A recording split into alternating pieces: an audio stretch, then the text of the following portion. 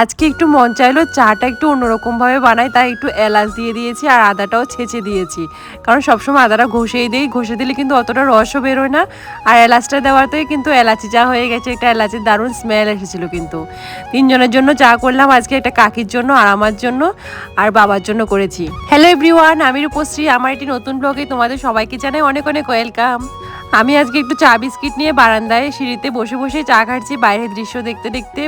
আমার একদম সকালের ফার্স্ট স্টুডেন্টটা কিন্তু এখন পুরী গেছে ঘুরতে, তার জন্য আমি সকালবেলাটা একটু ফ্রি আছি, তাই আরাম করে করে বসে বসে চা খাচ্ছি। আগের দিন দেখতে পেলে বিকালবেলা একটা বাতাবি লেবু মানে জাম্বুরা পেরেছিলাম, ওই জাম্বুরাটাই আজকে মাখা করছি বিকালবেলার দিকে, পরদিন বিকালবেলায় আর কি। আর কাপরাঙাগুলো না আমার একটা স্টুডেন্টের দিয়েছে, স্টুডেন্টের দুটো কাপরাঙা দিয়েছে, ওদের বাড়ির গাছে কাপরাঙাগুলো খুব ভালো কিন্তু।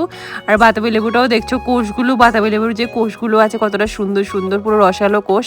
আর আমি প্লেটে সুন্দর করে সাজিয়ে দিচ্ছি বাতাবি লেবু আর এখানে কাপরাঙা দিয়ে স্টারের মতো করে সাজিয়ে দিচ্ছি প্লেটের মধ্যে। দুজনের জন্য নিয়েছি, আমার জন্য আর বরের জন্য। বাবার খাওয়া হয়ে গেছে আর মার জন্য কিন্তু রেখে দিয়েছি, মা পরে খাবে, এখন ঘুমাচ্ছিল। এবার দুজনে মিলে ভাত খাওয়ার পরে সেই বিকালবেলার দিকে দুজনে মিলে খাটে বসে বসে খাচ্ছি কাপরাঙা মাখা আর বাতাবি লেবু মাখা।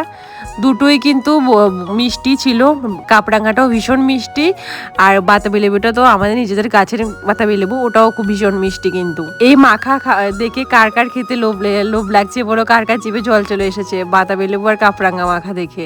সবসময় কিন্তু কোনো না কোনো প্ল্যান করে বেরোয় যে না আজকে বেরোবো, অন্তত সকালে হলেও প্ল্যান করে যে আজকে সন্ধ্যাবেলা বেরোবো, কিন্তু ওই দিন কোনো প্ল্যান ছিল না। হঠাৎ করে মানে মন চাইলো যে একটু ক্যাফেতে গিয়ে খাওয়া দাওয়া করে, তাও ক্যাফেটা কি জলেশ্বরী নতুন একটা ক্যাফে খুলেছে ওটার মধ্যে গিয়ে।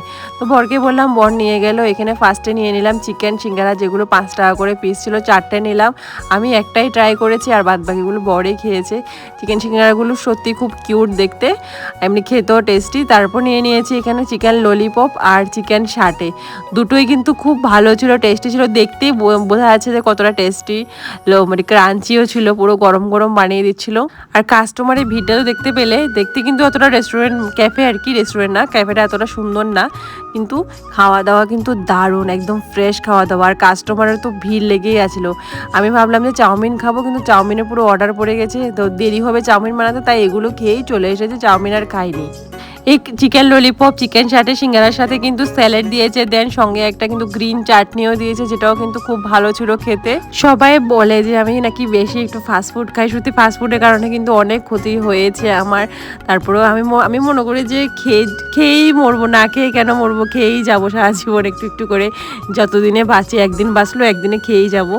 এখানে দেখো কাস্টমারের ভিড় তো দেখতেই পেলে। বাড়ি আসার সময় কিন্তু সবার জন্য, বাড়ির সবার জন্য চিকেন সিঙ্গারাও নিয়ে এসেছি।